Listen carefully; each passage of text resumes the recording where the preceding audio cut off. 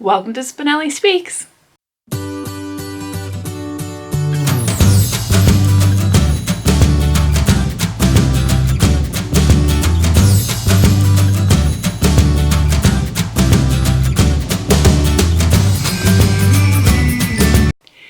Hi, I'm Danny, and if you've been here before, this is going to be my part 2 of reorganizing my bookshelves. In my last video, which I'll put up above, I did my very bottom shelf of my big bookshelf, which is in my guest room. I am looking to get these shelves organized so I can bring in my other shelves that are around the house into my guest room so I have all of my books in one place. So these shelves have the most books on them, so I thought I'd start there. If you're new here, I hope you stick around. Go ahead and hit that subscribe button and don't forget the notification bell. That way you'll know when my videos are posted. Also, like this video or comment below or do both. But I'm going to go ahead and get right on into it because last video was quite long. So I'm trying to make this one not as long, but we'll see. Because this shelf has just as many books as the last shelf. So let me show you what I did. So like I said, I just put all of the books right back onto the shelf, but in an organized fashion. So we have all of the to-be reads in the front right now, and then all of the read and academic books are in the back. So once I am able to get through the rest of the shelves, I'll probably combine them all. But for now, that is what I ended up with. So we'll get started with this. I'm just gonna pull books right on off and we'll go through them as we can. I have a feeling that this shelf is going to have a lot of classics on it, which is a-okay. I also think it's going to have a lot of my books that I read in school. It'll also probably have a lot of books that I have not read, so it'll be very similar to what we saw last time. In the same fashion, I'm going to try to unhaul some books. But as you all know who have been watching my videos, I don't like to get rid of books. So we'll see how that goes. Okay. So this time I'm going to take everything off the shelf and I'll go ahead and put them back on the shelf as we go in just separate piles. We're just going to wipe this off here. Make sure we are all clean. Doesn't that look nice? A brand new landscape to put books on. So I'm just going to get right onto it and see what we can do. Okay, so I have a book here that I don't know why I bought this book. So it's called Since You Ask, and it's by Louise Wareham. The cover is kind of, I don't know, young adult looking. It doesn't really say what this is about. This on the back more or less talks about the book. I think I saw this at a bookstore a long time ago, and I think at that time, I was feeling like this person pictured here and was like, oh, that looks like something I should read. It also is probably really cheap. It looks like this is probably someone's first book. It's from like the early 2000s. What I'll do is I'm going to put this on a tentative read, and if I get through like the first chapter or so and it's lit, I'll go ahead and DNF it and put it in the unhaul pile. You hold me accountable. So we'll just put this in an offshoot here. I think I did the same thing with this one. So this one's called Someone You Know. And this one, again, I think the cover just hit me, and I think it must have been cheaper. I bought it around the same time because those two are always been together. So I think I'll do the same thing with this one. If I get into it and the first chapter is not good, I'll go ahead and DNF it and put it in the unhaul pile. If anyone has read either of these books, please do comment below and let me know if what you thought about them, and if I should just DNF, like just put them in all unhaul pile altogether. But we'll put those over here. Okay, so The Parish and the Hill. So this is a book that I read in school. It is about a sector of the, like an Irish ghetto, I guess you could say, in America when immigrants were coming over. It was very good. It follows a young girl, and I really liked it. I'll go ahead and keep this. It says a classic work of Irish American fiction. So I think when I was doing my piles before, I think I had like an academic pile, an academic classics pile. I think this will go into an academic pile. So I'll put this right here. Okay. Okay. Bet Me by Jennifer Cruz. I had to read this for one of my master classes. It was for a short story class or a genre writing class. It's a romantic fiction. Many of you probably have heard of Jennifer Cruz. She still writes today. She's a popular writer. This book was about a woman who was a little bit, I would say, they keep referring to her as a little bit more have more curves and that whatnot. I wouldn't necessarily probably categorize her as, like a fat girl, like how they would do that. But it's like a self-conscious thing about just being bigger than other women. And she meets this guy who's very prominent. Well, unbeknownst to her, his friends set a bet that he has to date the next woman that talks to him or something, because he makes this snide comment about how he can get any woman or something like that. And it's this character, and they kind of get to know each other, and then she finds out about that, but then it's all a big roller coaster. It is quite a hefty book for a romance novel, and I wouldn't say that it's super romancy. It definitely calls on the fairy tale aspect. I know when we were talking about it in my class, there are a lot of people that really liked it, and then there are a lot of people that really didn't. They felt like it was like too mushy-gushy. I'm not huge into romance novels. I do like Nora Roberts because she integrates a lot of fantasy or like witches, vampires, all that kind of stuff. So that I do like. So this one for me was kind of like I would have given it a 3 if I was rating it through the Goodreads ratings. It was good. The character development was good. So that was okay. So this I'm just gonna put into like my red pile. I wouldn't call it academic because it's a romance novel. So this is just my red pile. So we'll put that right there. Okay. Incidents. So this is Incidents in the Life of a Slave Girl by Harriet Jacobs. This I read for an American literature course in my undergraduate. I really liked this book. So this is American literature, so this would be considered a classic, and it follows a slave girl who ends up, her owner, and who's a doctor, wants to basically court her, and she doesn't want anything to do with that. She doesn't want to be part of that. She doesn't want to be a slave in that way, and not that she wants to be a slave at all, but she doesn't want to be touched by him. He's older, and so she takes it upon herself her owner wasn't a doctor, but she ends up having a relationship with a doctor and ends up becoming pregnant, which then causes her to be like shunned by her current owner, and then she ends up escaping because he's trying. There's a whole bunch of different things, but she ends up like living in a small section of her grandmother's home, like in an attic space, like couldn't sit up, couldn't move for like 7 years.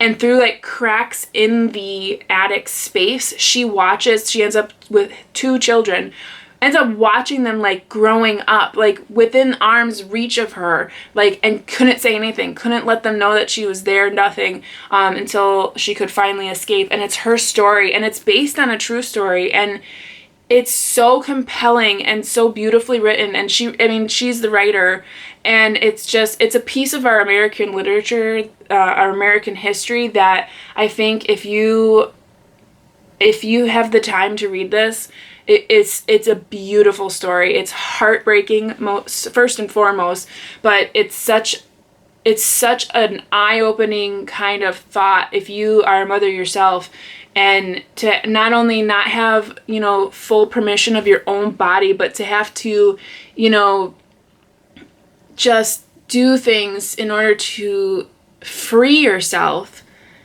to own yourself. So it's a really good book. I'll pause and, okay, so this is a red classics pile. Okay, so Edith Hamilton mythology.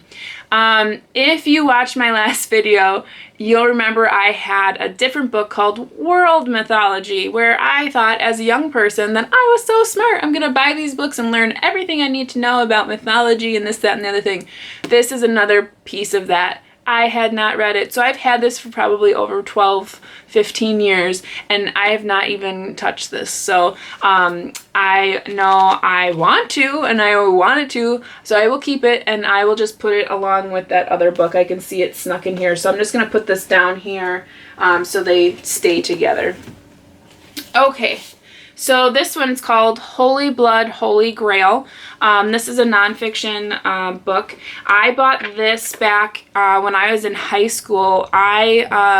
When Dan Brown's The Da Vinci Code came out, I was obsessed with that book. It blew my mind. And so I followed the story a lot because there's a lot of controversy when he wrote that book and published that book. And a lot of people kind of went after him for, you know, the things that he had put in there. And obviously it's fiction writing, but one of the controversies was that he took a lot of information from this book and then didn't give them credit. So I ended up buying this book to like look into it and be like, oh, so what's the hype? And this is being nonfiction. I was like, oh, I'd be more fascinated by that.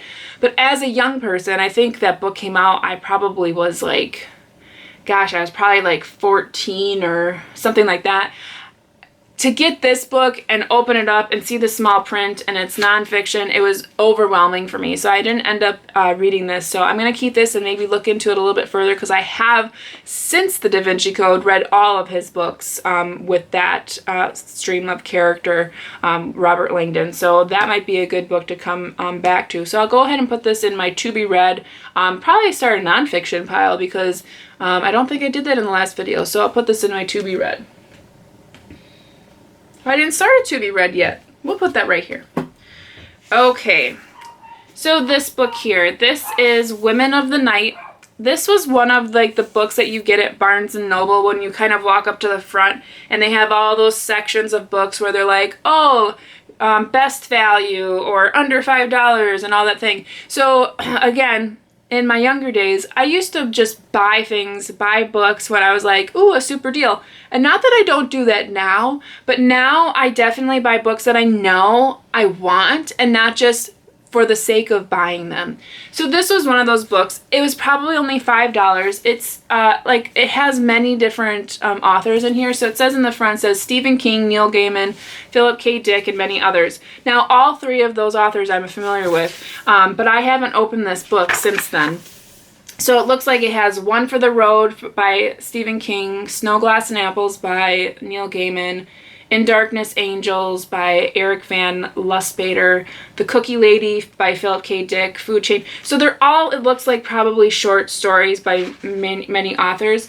Maybe I'll take a look at it and see if it's worthwhile keeping. If not, I will do the same thing I did with the first two I showed you, and I'll DNF it and put it in an unhaul. I gotta be more serious about that. And you guys should be proud of me. I don't unhaul books, so I've been pretty good in the last video and in the start of this one. So I'll put this in that same pile that's behind me.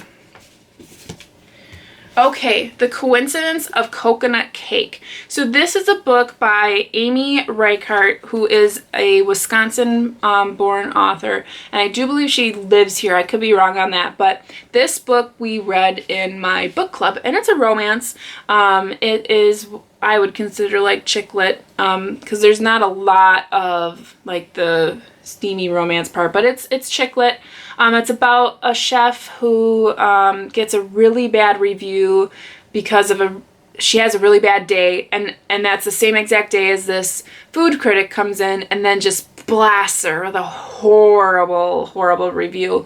And then she meets this guy later on, and spoiler alert, but it happens pretty quickly. You find out pretty quickly. It's the food critic that she ends up finding out, or she ends up like dating. He knows it the whole time, and he like is trying to figure out ways to be able to tell her, because obviously he's finding out more and more that it happened to be that she just had a bad day and whatever. So he's trying to figure out ways to make it right. Well, and then of course in, you know, romance fashion, she finds out, and then you follow the story on how that works. It was okay. I'm not a big romancy kind of person. I will tell you, like, almost everybody in my book club loved this book. Of course, except for my friend Beth Ann, but my mom loved this book. A lot of people in my book club love this book. And I think we actually have one of her books back in my book club this year. I think it's the one about cider, the simplicity of cider, something like that. So we'll be reading her again. I like the fact that she's a Wisconsin writer. Being from Wisconsin myself, I do appreciate that. So there's that. But I'm feeling it's probably going to be the same. The funny thing is, too, in the very back, which I thought was cute, is there are book discussion. There's like a reader's guide, which is goofy because it's a romance novel. But she also puts in the recipe for the coconut cake that she makes. It's like famous or something. So coconut cake is back here, and then the coconut frosting. So I thought that was cute. Debbie McComber does that a lot too when she has a book where she's talking about specifically cake. And then I think she did some cookbooks as well. So that was nice. So this is a red pile, and because it's, again, not classic, we're just going to put that in the red pile here. Persuasion we have from Jane Austen. Now, you may not have seen this particular cover, but this is an academic version, so it's going to have some edits in there, and then some information for the reader as far as the time and everything like that. Thinking about it, I don't know that I've read Persuasion. Obviously, it being a academic, I probably had to read it for a class, and I'm not recalling that at all. So I'll have to put it in my to be read classic pile, because I'll have to look and see if I've actually read it.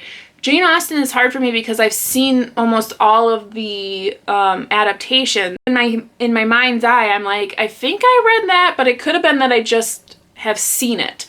So I'll put that in the to be read and see where I go for that. So I have a red pile here. I'll put the to be read right in front of it and go from there. Ooh, okay. So The Trial by Kafka. So Franz Kafka. If you have not read Kafka, check him out. He has such an interesting style of writing, and in this book, it's so I mean, I don't want to use the word confusing, because it's not confusing, it's just so ambiguous, which is the entire point of what he is writing, the ambiguity of the situation.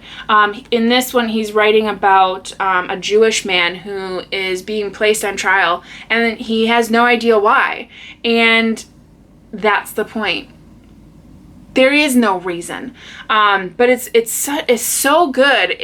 It has you question every single thing in the entire, like, every moment you get through a paragraph, and in your mind you're like, what?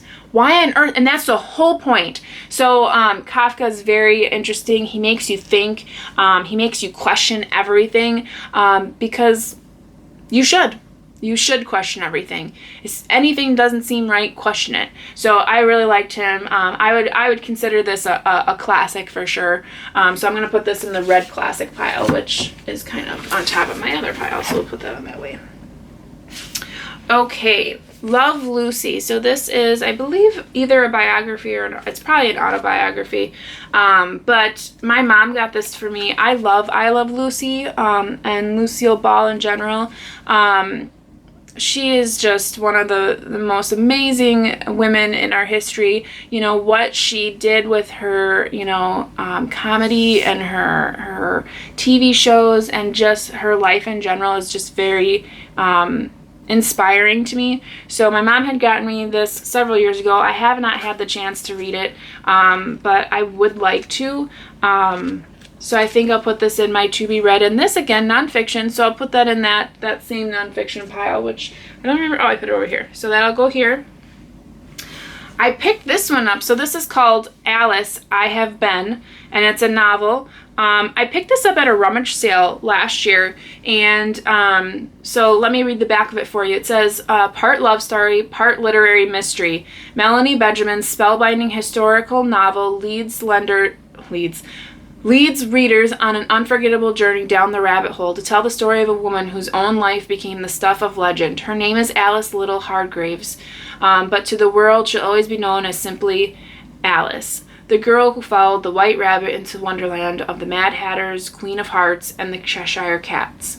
Now nearing her 81st birthday, she looks back on a life of intense passion, great privilege, and greater tragedy. First as a young woman, then as a wife, mother, and widow, she'll experience adventures the likes of which not even her fictional counterpart could have imagined. Yet from glittering balls and royal romances to the world plunged into war, she'll always be the same determined, undaunted Alice who at 10 years old urged a shy, shuddering Oxford professor to write down one of his fanciful stories, thus changing her life forever. So this is about the young girl, and I'd like to know more about that. I always have liked Alice in Wonderland. I never really read Alice, the second one at all, but this being like more of the historical fiction, I would like to read that. So that is going to go in my to be read. So that'll go right here.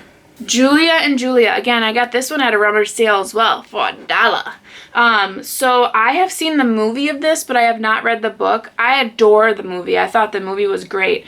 So I would like to read the book. And as you all recall, I don't like movie covers because I want to know what the original cover looked like, but I couldn't pass this up at the rummage sale. I like I said, I didn't realize this was a book. I thought it was just a movie, so I couldn't pass the chance to be able to read it, and for $1, you know, there you go. So I'll put this in my to be read pile. Okay, so now is the time to open your heart by Alice Walker. This was a book that I had to read for a class. I can't recall the book. Again, I don't know if I read it. I have underlining, so I must have read it. I'm going to put this in my read pile because I think I did read this. I just can't remember it. I'm sorry, guys. I can't tell you what it's about. It says, Kate has always been a wanderer, a well-published author married many times. She has lived a life rich with explorations of natural worlds and the human soul. Now at 57, she leaves her lover, YOLO, to embark on the new excursion, one that begins on the Colorado River, proceeds through the past, and flows inexorably, if I could read, into the future. As YOLO begins his own parallel voyage, Kate encounters celibates and lovers, shamans and snakes, memories of family disaster and marital discord, and emerges at the place where nothing remains but love. So it's a pretty short read, so if you're interested in that, go ahead and pick that up. I can't remember it all. Maybe I should put it in a to be read, because that actually sounds pretty interesting, but I can't remember if I've read it.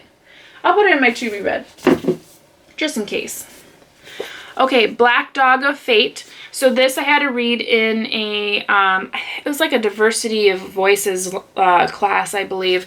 And it's the firstborn son of his generation, Peter Bachlian, grew up in a close extended family sheltered by 1950s and 60s New Jersey suburbia and immersed in all-American boyhood defined by rock and roll, adolescent pranks, and passions for the New York Yankees. And he shared with his beloved grandmother. But beneath this sunny world lay the dark specter of a trauma his family and ancestors had experienced, the Turkish government's extermination of more than 1 million Armenians in 1915, including many of Bachlian's relatives in the century's first genocide. In elegant, moving prose, Black Dog of Fate charts Bachlian's, and I'm probably saying that wrong, I apologize, growth and personal awakening to the facts of his family's history and the horrifying aftermath of the Turkish government's continued campaign to cover up one of the worst crimes ever committed against humanity. In unearthing the secrets of a family past and how they affect his presence, Black Dog of Fate gives fresh meaning to the story of what it means to be an American. So, yes, so in that class, so this book is really good as far as giving not only the historical background of this genocide, but what it means to be growing up in America and that American dream, but how the past kind of affects your own present and future. So in a class we read this. I can't recall what I thought about it at that point, but I do remember it being pretty, it affected me a lot. So we'll just put this in the read pile, because I wouldn't call this a classic or anything like that, but it's been read. And I wouldn't really call this so much of an academic book either. So we'll put it in the read pile. So here we have Among the Missing by Dan Chun. He actually came to my town, I think last year, the year before, for our book festival, and I didn't get a chance to see him, but I read this in one of my classes. It's so long ago, I don't remember. So it's a compilation of 12 short stories is what it says. Okay, so that's probably why I can't remember it as a whole, because they're all short stories. I'll put it in the to be read and see what I remember. But that is a compilation of short stories. Refuge. So this is the Unnatural History of Family and Place. This is by Terry Tempest Williams. I'm seeing in the back here I have some notes that I can probably pull out because they're probably relevant at this point. So this was for a class. This is in the spring of 1983, Terry Tempest Williams learned that her mother was dying of cancer. The same spring, Great Salt Lake began to rise in record heights, threatening the Bear River migratory bird refuge, and with its herons, owls, and snowy egrets that Williams, a poet and naturalist, had come to gauge her life by. One event was nature and its most random, the other a byproduct of rough technology. Terry's mother and Terry herself has been exposed to a fall of atomic bomb tests in the 1950s. As it interweaves into the narratives of dying and accommodation, Refuge transforms tragedy into the document of renewal and spiritual grace, resulting in work that seems certain to become a classic in the literatures of women, nature, and grieving. So this follows that character as she is taking care of that bird refuge, and then as she's dealing with her mother's cancer. So it's a lot of talking about her own kind of way of dealing with it. It's also, she talks in great depth of the birds. My friend who had this class with me, I can't remember what the class was called, but I know she was there because she read it and she really enjoyed it. I think it was in my women's lit class. She really enjoyed it. She really likes animals though, so I think maybe that's what it was. I did not enjoy it. It wasn't my favorite book to read. It really, I wasn't getting any of the, pieces that we were supposed to be getting and why it was important. But my friend really liked it. If you really like birds, read this book. So to be quite honest, I'm never going to read this book again. I don't think I really liked it. It's not something that I need to keep. I'm going to put this in my unhaul pile, guys. I hope you're all clapping. I'll put that right over here on top of the rest of them. Native Speaker by Chang-Rae Lee. Very good. So again, like Black Dog of Fate, this was in the same class. So this is about a Korean American. So again, speaking about coming to America, what that means, past, present, future, but as of a Korean. So the same kind of background.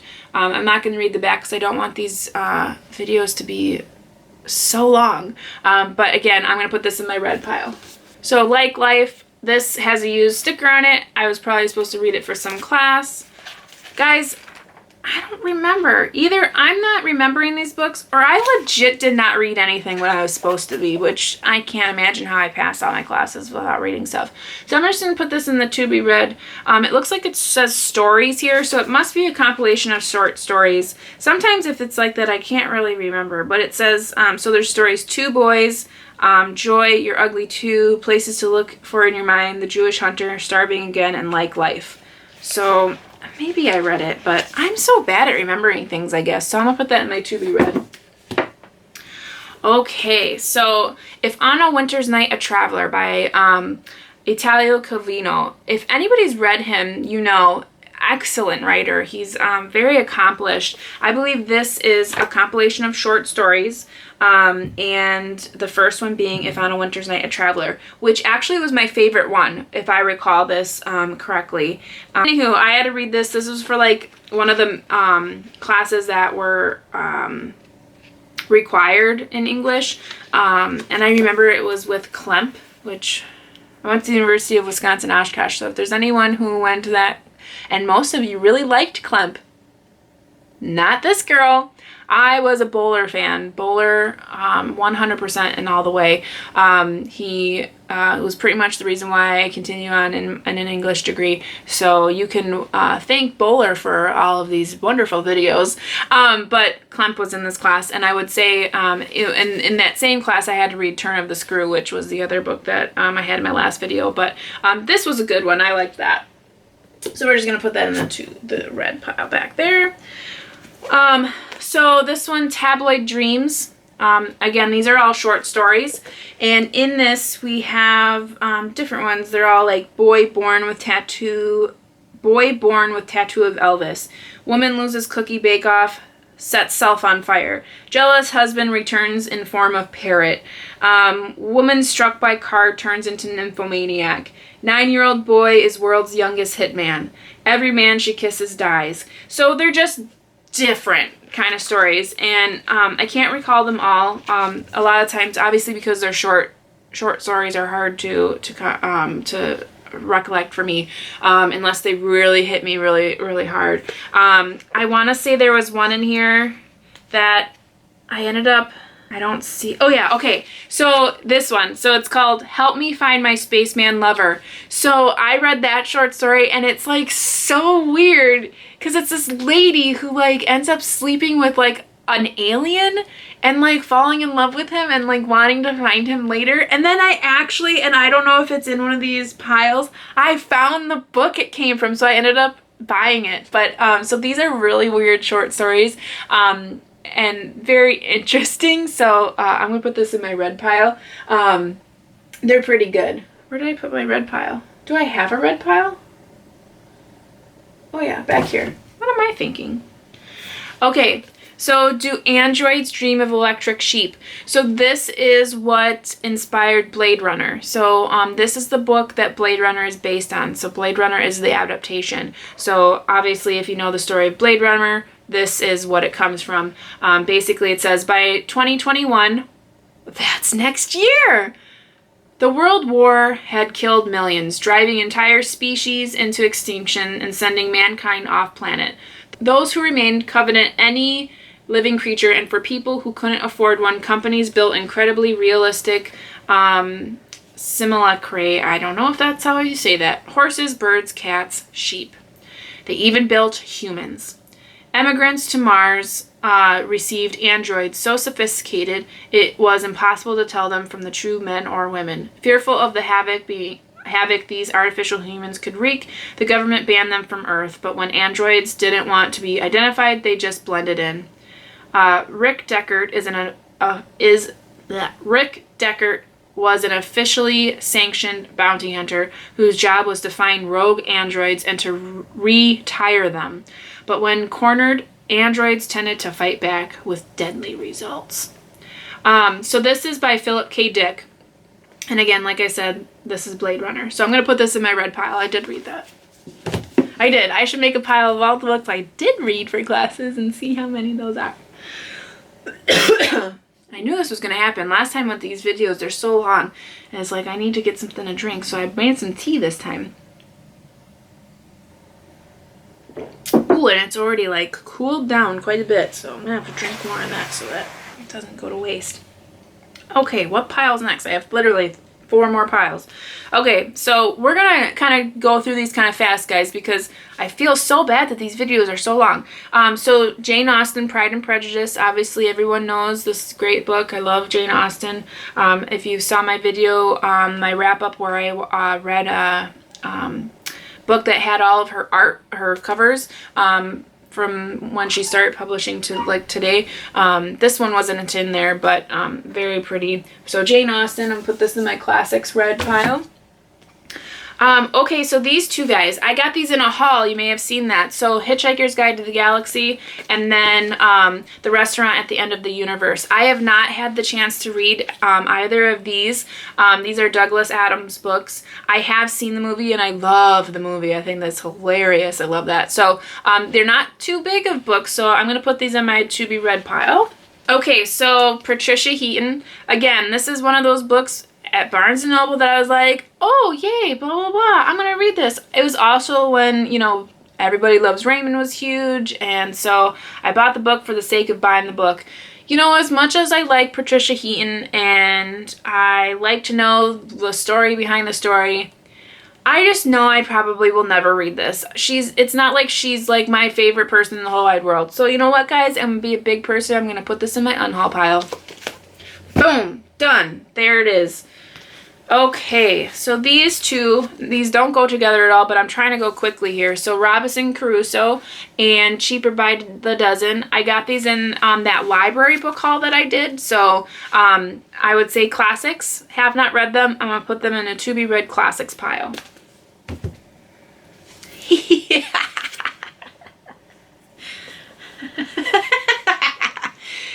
He's just not that into you. Okay, so if you're anything like me, you bought this book after a breakup. I sure as hell did.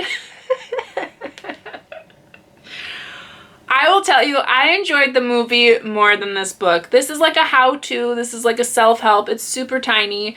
I have actually very cruelly told somebody that they should probably read this book as part of my breakup message to them. Now, you guys, don't judge. I was young and I have never had to break up with someone before. So I was thinking it was kind to just say, I'm just not that into you. There's a book about that. So anyway, I have read this. I don't know if I would recommend it because it is, to me, seemingly silly. I don't think this really works for adults, to be honest. I think this is more of a maybe young adult to young. And when I say young adult, I'm like 15 to 25. That's my young adult. I mean, because at 25 even I was a total young adult. But I don't think it works in real relationships, to tell you the truth. Like real people that really actually have the brain capacity to articulate their feelings. But it was cute, so I'll put this in my red pile, and we'll keep that little sucker. Okay, so this book here, it's called The Makeover Myth. And when I was going, so this is not like the real copy, so this isn't what the actual cover would look like. This is a uncorrected proof, and it's not for sale. This is, what do they call these? ARCs? Author... I don't even know what the acronym is. But I picked this up at that bookstore that I would go to when I was in college, and you could get these. It's so boring. It talks about, like cosmetic surgery. It talks about a whole bunch of different stuff. I did read it. I did give it a review. I didn't like it. Blech. So, you know what, guys? Unhaul pile. Okay, so Divine Secrets of the Yaya Sisterhood. So either I got this in my haul or I got it at a rummage sale. I don't know which one, but I remember it being popular. So that's why I got it. It does say national bestseller. And these back here are reviews. So I'm going to put this in my to be read. For the sake of getting faster on these videos, I'm going to put that in my to be read. Night Road by Kristen Hanna. You guys, I did not like this book. Now, it's okay. Danny can have her own opinion. You probably love Kristen Hanna.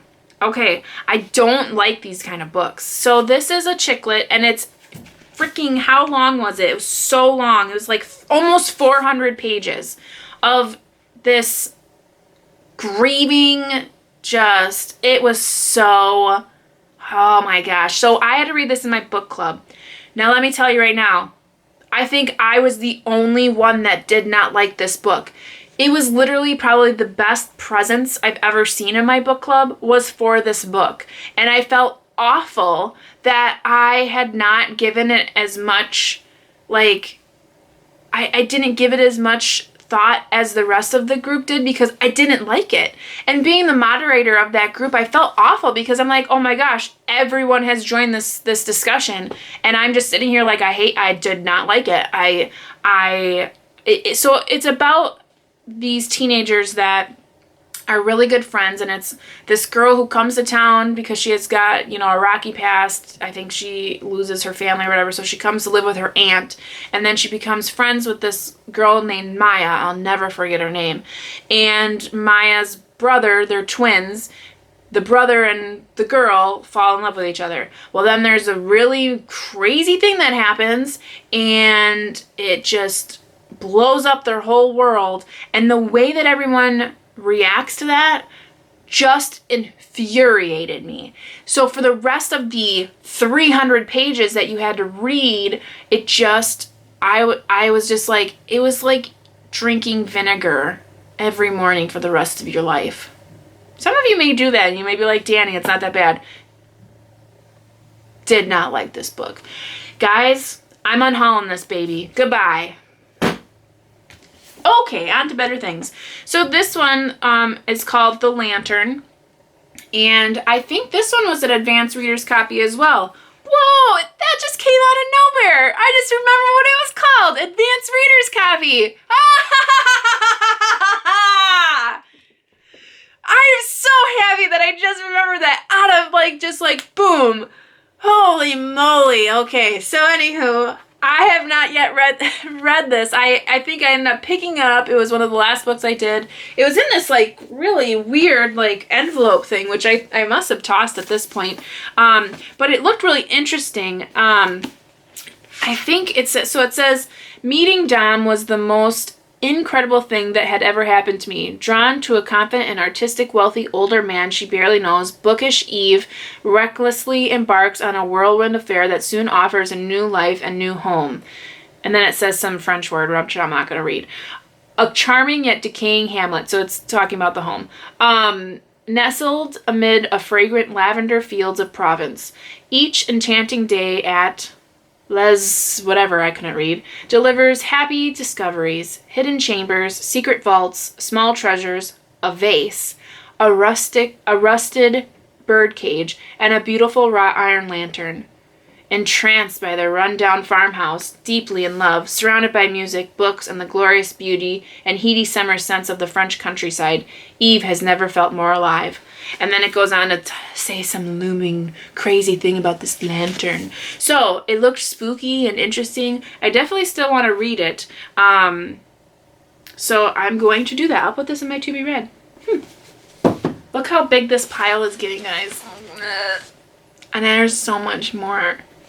Okay, so this one is Wisconsin Weddings. I don't know how this showed up on my... I have no idea what this is. I must have gotten this from somebody because I would never have bought something like this. I know I'm getting married this year, but I've had this for a really long time. I have no idea what this is. It says, 3 brides can never say never to love again. What? Okay, here we go. It says, despite planning for it, love comes unexpectedly. 3 young Wisconsin women yearn to love on their own terms, but when life and love come in a way that is surprising, how would they adapt? Trying to complete their college degree, Jenna takes a summer job caring for the daughters of a successful lawyer.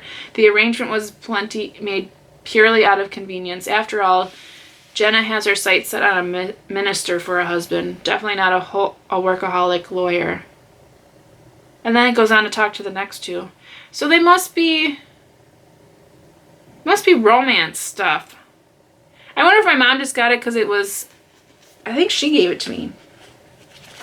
Anyway, I don't know if I really want to read this. I'm not a really romancy kind of knob. I don't really like romancy stuff. And I gotta tell you guys, the cover is not thrilling me. I'm gonna toss that one. I'm not gonna read it. Is that bad? Did I just judge that book by its cover? Sure did. I don't want to read it. Okay. A Passage to India. This is a E.M. Forrester. I had this for a film course, so literature and film course. So I did not read this whole book. I read most of it, and then we watched the movie.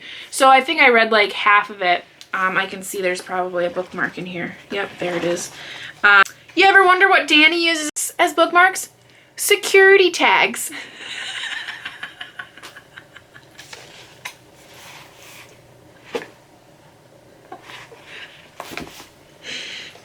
I'm going to put this on a to be read classics because maybe I should read the whole book. Flight by Sherman Alexie. I had the privilege of getting this baby signed. Look at that signature. Does that really look like a signed copy, Danny? Yes, it does, because I was there, and I have a picture to prove it on my phone, so I went to a book festival where we met Margaret Atwood and Sherman Alexie. That was good. It was so good. Quite a story, too, because we almost did not get in because we did not properly print off our free tickets.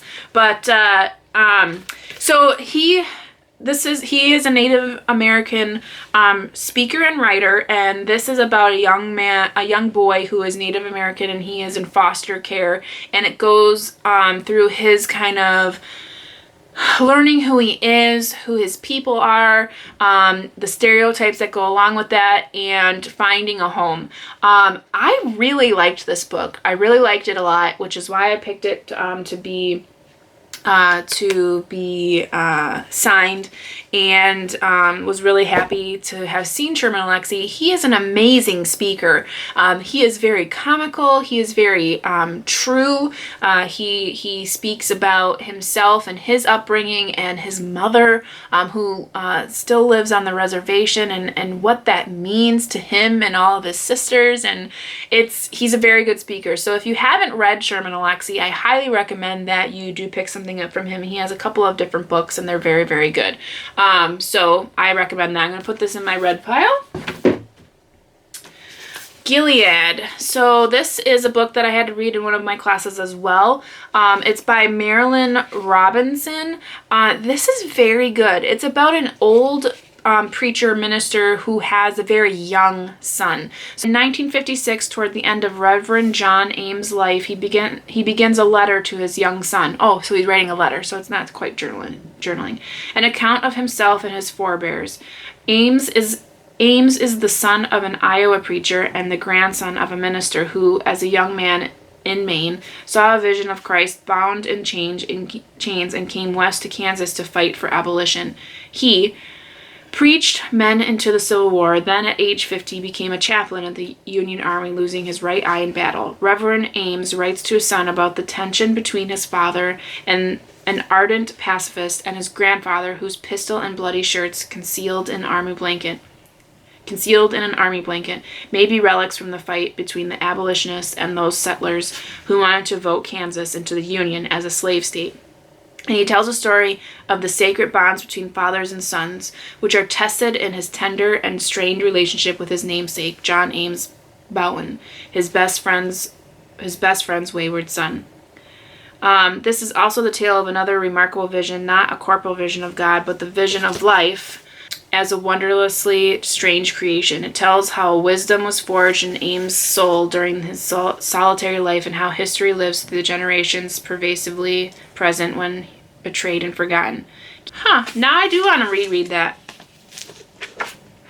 I might have to reread that, guys. I'm going to put this in my to-be-read pile. Because now I'm feeling like I'm remembering it differently. Okay. One Flew Over a Cuckoo's Nest by Ken Kesey. Whatever. One of my favorite classics. So if you saw my book haul, I finally found this book, and it's a hardcover little guy. I love that. It's so amazing. And I think I recall it was like Christmas. So this is one of my favorites. I'm going to put that in my red classics. This little guy I found at, I don't remember, but The Old Nurse's Story by Elizabeth Gaskell. It's one of those really tiny little penguin classics. So I'm going to put this in my to-be-read classics. I did find Lewis Carroll's Alice's Adventures in Wonderland and Through the Looking Glass. So I was really excited to find that, like I said when I was talking about my other book. So I would really like to read these because I have not actually read the full stories. So I'm going to put that in my to-be-read. I don't remember where I got that. I think it was either at a book haul or a rummage sale. To Kill a Mockingbird. I found this, I think, at a book haul as well. love this book. And I would say that the movie, the adaptation, is quite good as well. Obviously, with the book, you really learn more about what happened and how then the trial proceeds, but this is a very, very good book. You also see a lot more between Scout and Boone. So good. So very, very good. I have not read the sequel that she read. I have a hard time if I really love one book and there's a sequel like years and years later. I don't know if I have the heart to read that, but I'll put this in my red pile for classics. John Steinbeck's The Red Pony. I love this book. So I read this back in like 7th grade. And the scene where they are eating fried eggs and there is like a like dot of blood or something in the young boy's egg has not ever left my mind. It's in this book. So very, very good. It's about a little boy and a pony. Obviously the red pony. But it's an American classic. So go ahead and read that. I'm gonna put that in my red pile. We have Charles Dickens' The Great Expectations. I will tell you, I have tried to start reading this book as well as Charles Dickens' A Tale of Two Cities. I have tried like probably 6 times in my adulthood to start reading these books. And I don't know if it's his style or if it's like just because it's the beginning and he writes a lot about setting, I like lose my concentration. I really have to try to read these books because obviously being American classics, American. They're not American classics, Danny. British classics. Definitely are probably something I'm going to enjoy. They're really kind of hefty, especially in this style, like little tiny words and big. So I gotta just sit down, hunker in, and do it. Atonement. You saw me talk about this in a book haul video. I have not yet read this. I would consider this a classic. Correct me if I'm wrong. When I get through it, when I get to reading it, I'll look and see if it is supposed to be under classics. But I'm going to put it in my classics pile for now. These to be read piles are getting too big, you guys. Again, you saw me talk about this in a book haul. I got this at Goodwill for 79 cents. The House on Mango Street. I've heard good things about it. I'm going to put this in my to be read pile. You also saw me in that same video talk about this one, The Evergreen Tidings from the Baumgartners. And again, just had to pick it up for some inside joke. So I'm going to put that in my to be read. Getting too big there.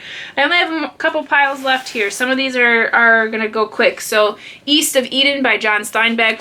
Whoa. Never read it, but we're going to. Uncle Tom's Cabin. Definitely something to read. Classics. These are all, I think, I just did a video on this, so I'll post that above. But the Physic Book of Deliverance Dane really looked interesting. Gonna be reading that soon, I think. The Poisonwood Bible. We just talked about this as well. We'll put this in a to be read. I hope this doesn't fall over. Again, the shipping news. We're gonna put that in the to be read. It's so big. And then the story of Edgar Sawtelle. Again, we just talked about this, so I'll put that in the to be read. I gotta start a different pile down here, guys. Res Road Follies. This is by Jim Northrup. This was in that, I took a Native American literature course, so that was part of that. I'll put this, I did read this, it's pretty good. So we're just gonna put that in the red pile, but we're gonna put that, yeah, we'll put that back here in the red pile that you can't see anymore. A River Runs Through It. So I remember reading this in that same class, and I know I enjoyed it. It's kind of a slow read, but it was very good. I can't remember everything on it, and I know that I did like it. Same with All the Pretty Horses, same class. I think I want to reread these because I think in the class I read them really quickly because we were going through them pretty quickly. So I think I'm going to put those back in my to be read pile. Watershed. So this has an introduction by Sherman Alexie, but this is by Percival Everett. I can't remember at all these books. I think we read them so quickly. I can see that I have notes in it, so I must have gotten through most of it, but I can't remember it. I really hate that I wrote in books. That's so rude. But we'll put this just in a red pile because I don't recall it, and I don't necessarily want to reread it, so we'll just do that. Why are you keeping it, Danny? Well, because I can. Alice Munro, The Beggar Maid. So I can't recall this, but I know I read it because I remember discussing it in class. I have a note in here. It says dirty realism. It's amazing that I passed my classes, people. But I think I really liked it, so I think I'm going to put that in a to be read and see where it goes from there. Okay, so 2 books that I have not read, and I don't know that I will. Let me know if you've read these books, because they're popular. So I have Confessions of a Shopaholic, and then I also have 20s Girl. I think I picked these up. Actually, this one I know I picked up for a friend for a gift, and then she left it at my house, and then we were pretty much like not friends after that. Not because she left a book at my house, but for many other reasons. She's also the one that ended up taking my Alchemist. If you have seen my other videos on that, you know what I'm talking about. But they made this into a movie. I saw the movie and I didn't like the movie. So then it was like, well, now I don't really want to read the book because I don't like those kind of books. I'm not a big chick lit kind of person. So I have these 2 books and I'm like, why do I have them? Do I really want to read them? I'm going to put them over, I'm going to put these 2 next to the unhaul pile. And if you have a scorching desire to tell Danny, no, read them. They're so good. They're so funny. They're so fun. Blah. Then maybe I'll bring them back over to the light into my to be read pile. But otherwise, I think I'm just going to go ahead and unhaul them because I just don't foresee me actually reading them. So we'll put those over there. Okay, so next we have another classic. We have Slaughterhouse-Five by Kurt Vonnegut. I really like this book. And I'm coming to find that I might actually like wartime novels. Because in my last video, I explained how much I liked The Red Badge of Courage, which is an American classic. And then I really liked this one. This one's very good. It's about a soldier and he is in, I think, World War II. And I think he's stuck somewhere in Belgium, I want to say. And he is having total, like, a mental breakdown. So he's talking about being abducted. I mean, there's a lot of different, like, craziness happening in this book, but it's so good. I really like it. I really liked this one. I read a whole paper on it in one of my courses. I'm sure I wrote all up in here. I really hope I didn't though, because I didn't. Good for me. But it was really good. I really like this book. So that's going to be in my Read Classics pile. Catcher in the Rye. I picked this up probably at a rummage sale or at a book haul. J.D. Salinger. I have not yet read this, but I do want to. So I'm going to put this in my to be read pile. Walden by Henry David Thoreau. So this has Walden and civil disobedience in here. I have tried to start this several times, but for me, nature writing is just like super interesting, guys. No, for me, nature writing is very hard to get into. So I want to read it because, you know, as a person of this, you know, education, I love English, and you want to read the stuff you're supposed to read, supposedly. So I'm going to try to read this. Okay, I only have one pile left. I really hope this isn't as long as the last one. Okay, so Night Flying Women. So this was a part of that Native American literature course, as was Trailing You. These are poems. And then the people, so the people named the Chippewa, and then Ojibwe Heritage. And then My Heart is a Stray Bullet, Fishing for Myth, Exploring Chippewas, Touchwood,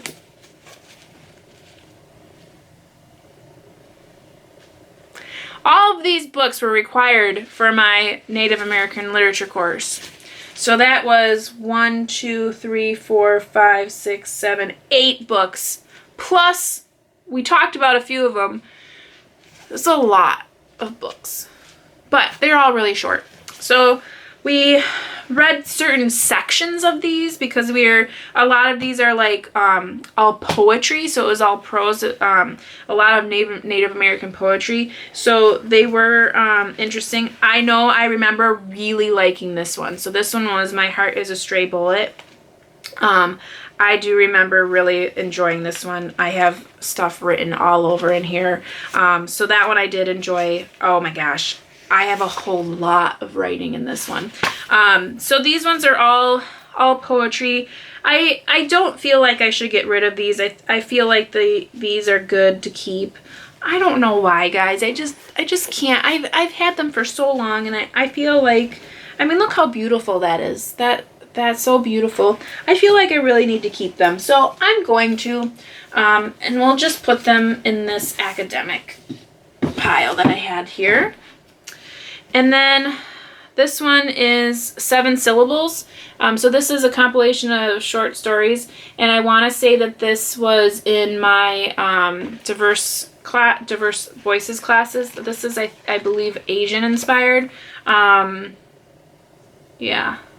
Asian American Studies. So we're gonna put that in academic as well. Woo!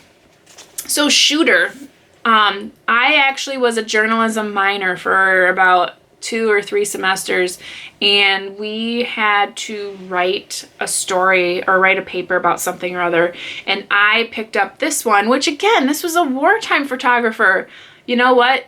I must really do like that kind of stuff. But this guy was fascinating. So this is David Hume Kenderly. And so I've had this for the longest time. I really enjoyed it. I'll probably keep it and I'll put it in some kind of nonfiction pile. But right now we're just going to put it right there. And then, you guys, this is so dumb. I have never even opened this, but I got this Stephen Colbert book. So this one's called I Am an American and So Can You. I have never opened this. I got this as a Christmas present from an ex-boyfriend. I mean, he wasn't an ex at the time, but he gave me this as a gift. And I was like, you don't know me very well. Like, this isn't something that I would be interested in at all. So you know what? I'm sick of holding on to it. I'm going to go ahead and chuck it into my unhaul pile. Holy moly. Look at that. We got done with another shelf. So now what I'll do is I'll reorganize both these shelves so that they can be commingled. But guys, look at this unhaul pile. So this is from last video and today's video. Look at that. Isn't that beautiful? I can't believe it. Like, probably all the space that I just cleared up from getting rid of those books. Pretty amazing. So like I said, I'll go ahead and fix these, and then we'll move on up to the next one and see what we can do. But if you are still here, I mentioned in my last video, Rockstar status, guys. I can't believe it. Thank you so much for sticking around. If you haven't already, comment below and let me know, have you read any of these? What are your thoughts? And then also, if you haven't, if you're new here and you did make it to the end, double Rockstar, hit that subscribe button and that notification bell so you can see when my videos are coming through. I'm hoping you like what you're seeing. I got really great comments on my last video, which was like, oh my, I told, I believe it was Mama Mia, my heart skipped a beat when I read your comment. So thank you so much. The encouragement is really, truly warms my heart. So thank you so much. But until next time, guys, happy reading. Bye!